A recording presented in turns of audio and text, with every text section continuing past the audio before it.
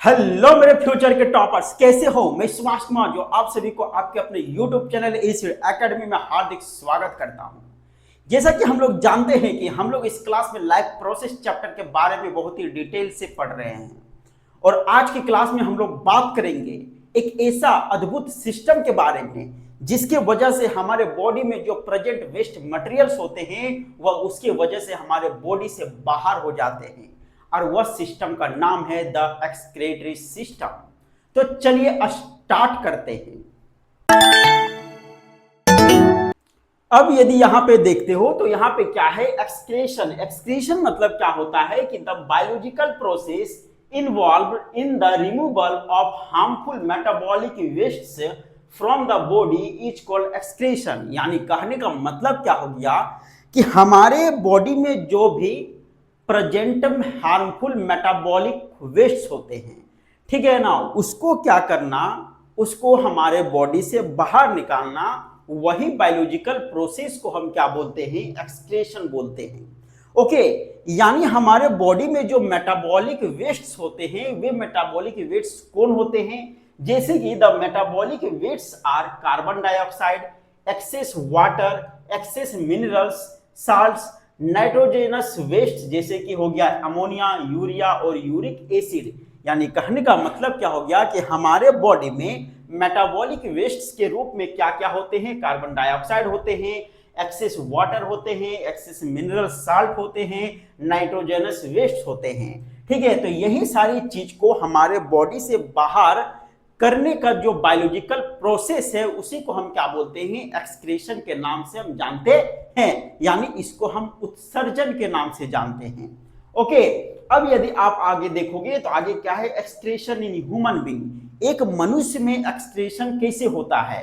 तो यहां पे यदि आप देखते हो तो excretion in human beings is done by excretory system. यानी कहने का मतलब हो गया कि हमारे शरीर में, हम जैसे मनुष्य के शरीर में क्या होता है, हमारे बॉडी के अंदर जो प्रेजेंट वेस्ट मटेरियल होते हैं, ठीक है, उसको बाहर निकालने का जो प्रोसेस होता है वो क्या होता है, एक्सक्रीशन। और वह जो प्रोसेस है वह एक सिस्टम के अकॉर्डिंग काम करता है, जिस सिस्टम को हम क्या बोलते हैं, एक्सक्रीटरी सिस्टम बोलते हैं। Okay, which includes a pair of kidney. उस एक्सक्रीटरी सिस्टम में क्या इंक्लूड रहते हैं, एक जोड़ी किडनी इंक्लूड रहते हैं, अ पेयर ऑफ यूरेटर्स, ठीक है ना, एक जोड़ी क्या रहता है, यूरेटर्स रहता है। उसके बाद अ यूरेनी ब्लेडर, ठीक है, एक क्या रहता है, यूरिनरी ब्लेडर रहता है। फिर एक क्या रहता है आपका उरेथ्रा, ठीक है, और एक क्या रहता है आपका उरेथ्रा रहता है, ठीक है ना। ये सारे सिस्टम, ये सारे ऑर्गन्स को मिला के क्या बनता है, एक एक्सक्रीटरी सिस्टम बनता है। और यही एक्सक्रीटरी सिस्टम के द्वारा क्या होता है, एक्सक्रीशन प्रोसेस होता है और हमारे शरीर में प्रेजेंट जो मेटाबॉलिक वेस्ट होते हैं वे बाहर निकल जाते हैं। अब यदि यहाँ पे देखोगे तो यहाँ पे क्या है, हमारा एक्सक्रीटरी सिस्टम का डायग्राम है। ठीक है, तो यहाँ पे सबसे आप पहले यहाँ पे देखते हो तो क्या है, इसका नाम है अओरोटा, ठीक है, इसको हम बोलते हैं वेना केवा। यदि आप नीचे की ओर देखोगे तो दो यहाँ पे किडनी है, लेफ्ट हो गया, ये राइट वाला हो गया, ठीक है। यदि आप इसको यहाँ पे देखते हो तो इसको हम क्या बोलते हैं, इसको बोलते हैं लेफ्ट रीनल वेन बोलते हैं, और इसको क्या बोलते हैं हम, लेफ्ट रीनल आर्टरी बोलते हैं। उसके बाद इसको यदि आप देखते हो तो लेफ्ट यूरेटर हो गया, ई हो गया आपका यूरिनरी ब्लैडर, और ई हो गया आपका उरेथ्रा हो गया। ओके, उसके बाद यदि आप इस साइड में देखते हो तो इधर है आपका राइट रेनल आर्टरी हो गया। उसके बाद इसको बोलते हैं राइट रेनल वेन हो गया, ई हो गया आपका राइट किडनी, ठीक है ना, ई हो गया आपका राइट यूरेटर हो गया। ठीक है, ये सारे चीजों से क्या बनता है, एक एक्सक्रीटरी सिस्टम बनता है, ठीक है ना। तो एक्चुअली में यहाँ पे होता क्या है, ध्यान से समझिएगा। होता क्या है कि जो ई वाला जो पाइप है यानी अओरोटा जो है, ठीक है ना, अओरोटा के द्वारा क्या होता है, ब्लड पास होता है, ठीक है। ब्लड पास होने के बाद जो हमारा लेफ्ट रीनल आर्टरी और राइट रीनल आर्टरी जो है उसके सहायता से किडनी में वह ब्लड जाता है।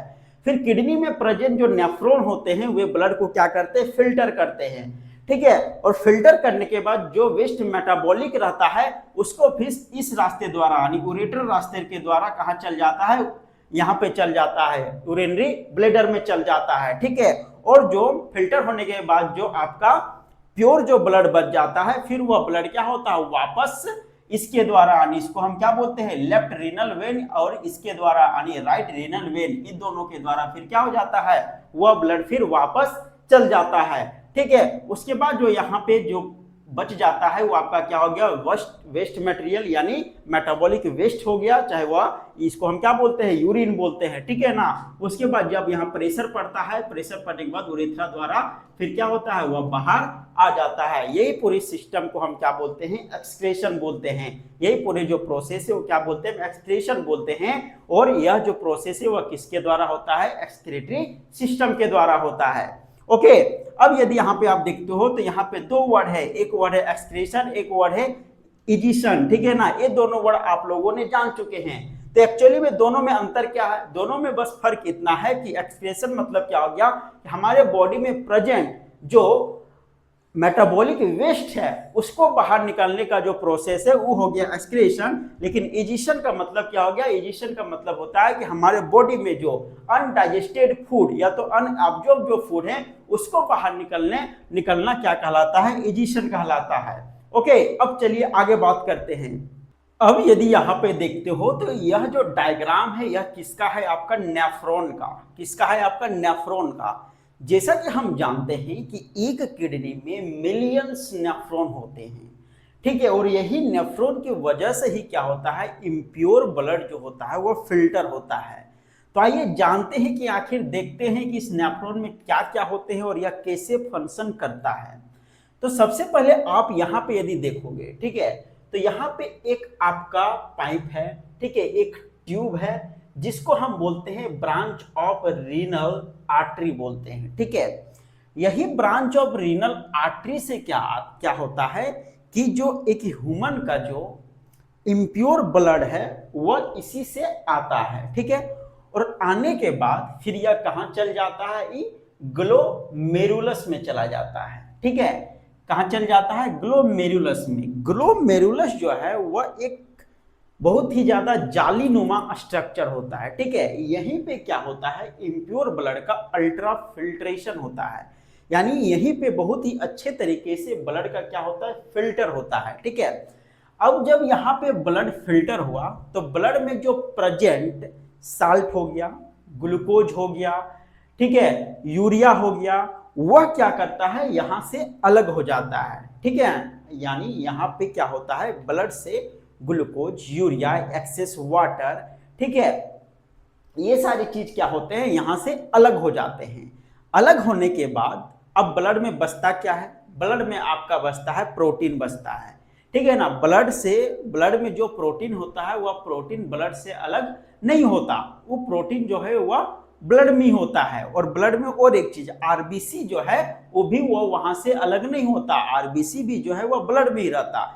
ठीक है, तो यहाँ पे अलग कौन हो गया, आपका एक्सेस वाटर, साल्ट्स, ठीक है, यूरिया और ग्लूकोज अलग हो गया। ठीक है, उसके बाद अलग होने के बाद वह जो ब्लड है वह बॉमिंग कैप्सूल्स के द्वारा, इसको हम क्या बोलते हैं, बॉमेंस कैप्सूल। ठीक है, ये बॉमेंस कैप्सूल के द्वारा क्या होता है, यह आगे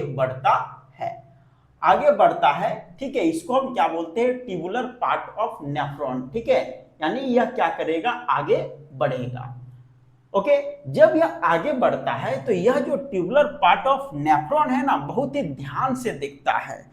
यह देखता है कि ये जो ब्लड है इसमें क्या है, ठीक है, ग्लूकोज, साल्ट, एक्सेस वाटर अलग होके आ रहे हैं।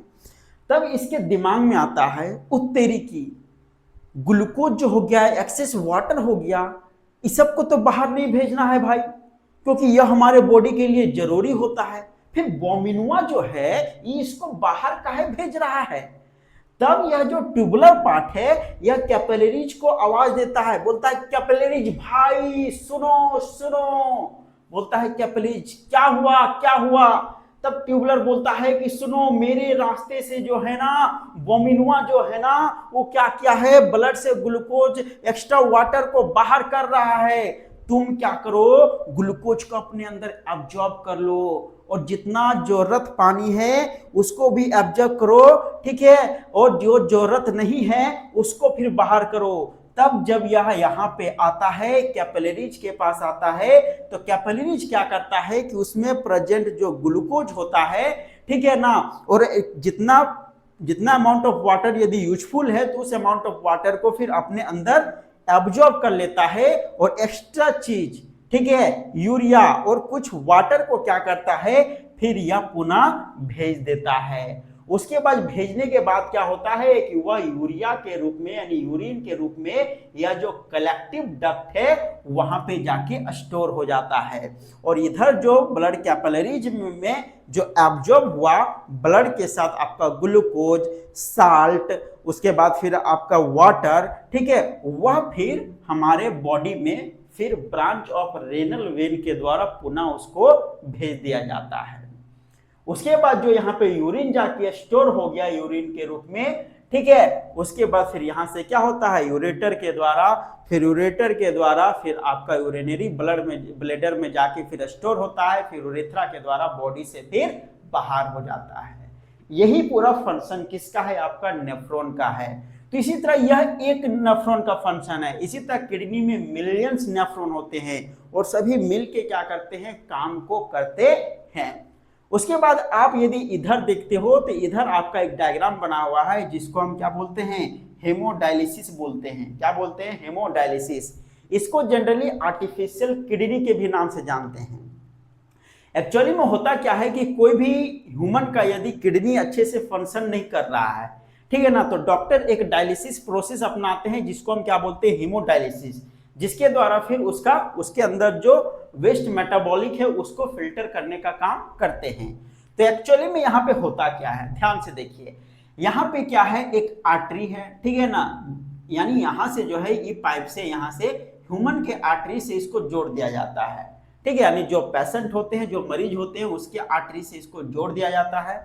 यहाँ से फिर ब्लड क्या करता है, फ्लो करता है। यह जो ब्लड होता है इम्प्योर ब्लड होता है, ठीक है, वह इम्प्योर ब्लड यहाँ से फ्लो करता है, और यहाँ पे line from artery to pump है, यह हमेशा ब्लड को बहते हुए रखता है, ठीक है ना, यानी ब्लड को हमेशा बहने देता है।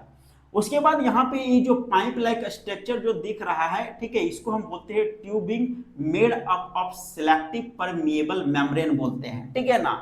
इसको परमिएबल मेम्ब्रेन इसी कारण बोला गया है क्योंकि ब्लड में जो प्रेजेंट जो ग्लूकोज होते हैं, या तो फिर जो साल्ट होते हैं, या तो फिर आपका यूरिया जो होते हैं, ठीक है, उसको यानी यूरिया और साल्ट को क्या करता है, इसके द्वारा अलग हो जाता है, ठीक है ना।